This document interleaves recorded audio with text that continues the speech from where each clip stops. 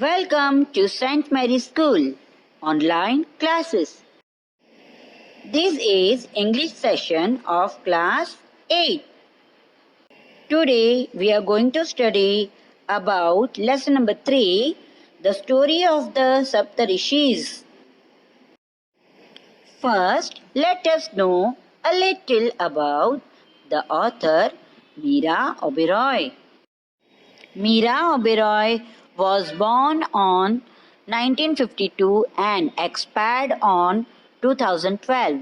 She was born in Bangalore. Oberoi wrote many storybooks for children.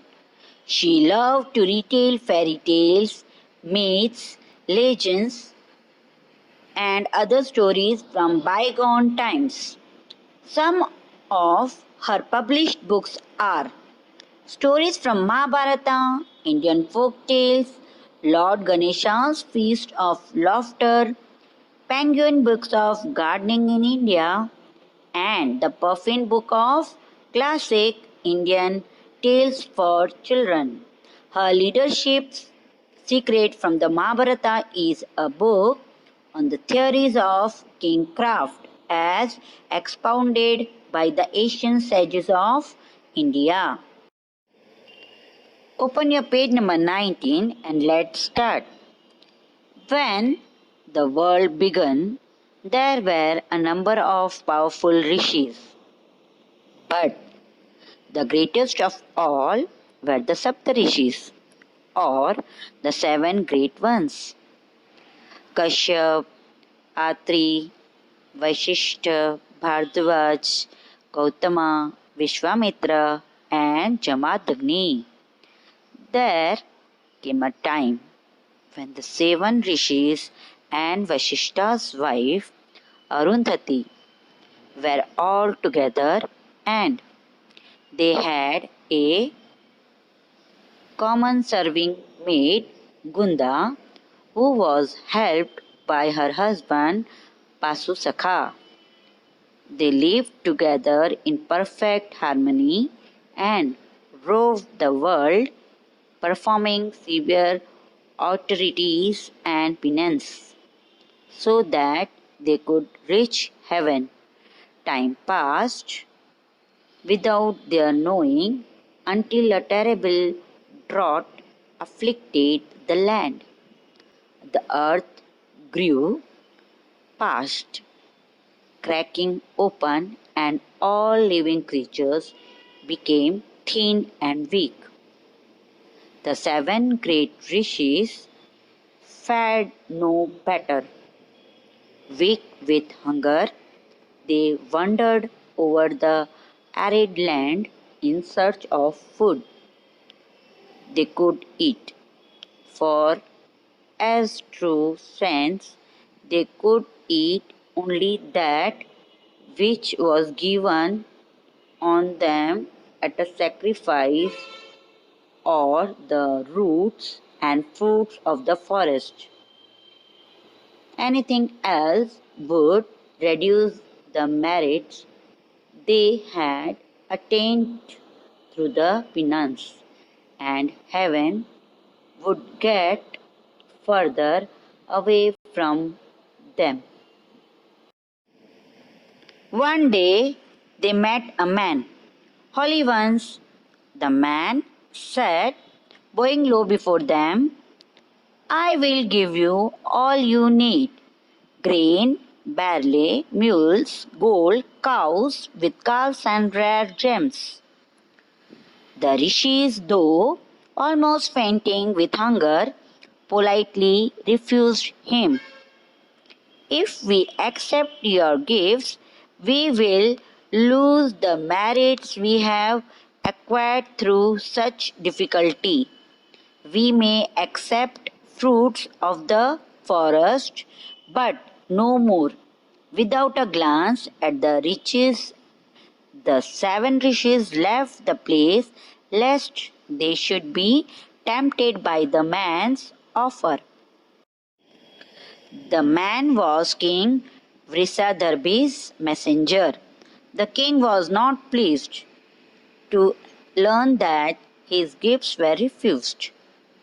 He sent for his ministers, plucked the ripest figs from the palace garden, stuffed them with grains of gold, and present them to the great ones.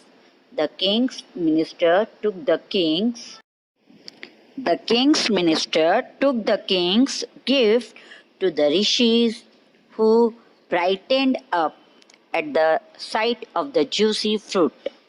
But Atri stopped them from accepting the gift and glared angrily at the king's man. "Do you think we are a bunch of idiots?" he asked acidly. "Those figs are stuffed with gold. We may be starving, but our wits haven't gone wandering. Return these figs to your king with our compliments." Vashishta was gentler. "Who lose all our merits if we accept even one gold coin? Heaven is more important to us than hunger," he said.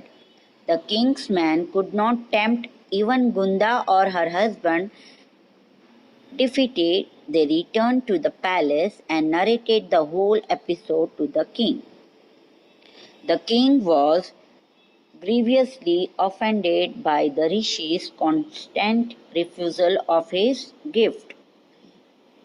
Locking himself up in his chamber, he performed a sacrifice, and out of the fire a fearsome demon emerged. The demons bowed before her creator. "What do you want me to do?" she asked. "Follow the Saptarishis and group. They are wandering around in search of food, and the only place where they will find it is the lake. Follow them there and become the guardian of the lake. And when they come to pluck the lotus stalks, ask them the meaning of their names. And once you have their answers, you will be able to overpower and destroy them. But make sure you get the meaning. The first time you ask, you have but one chance with each." The king concluded. The demons flew off to the lake and lay in wait for the rishis. Meanwhile, the rishis on their way to the lake met a well-muscled man. They were astonished, hungered, appeared to have left him totally untouched. He was accompanied by a dog that seemed equally well fed. The man bowed before them. "Food is very scarce. My dog and I will search with you," he said. The rishis took him along, and soon they came to a beautiful lake filled with pale golden lotuses. Ducks and geese glided on its blue water, and among the reeds, as they were about to step into the water, a terrible form rose up before them. "Who are you, and what are you doing here?" the rishis asked. "Who I am and what I do here are no concerns of yours," the demons thundered. "What does concern you are the lotus stalks which you are longing for, but you can't pluck any until each of you gives me the meaning of your names." By this, we finish today's session. Thank you.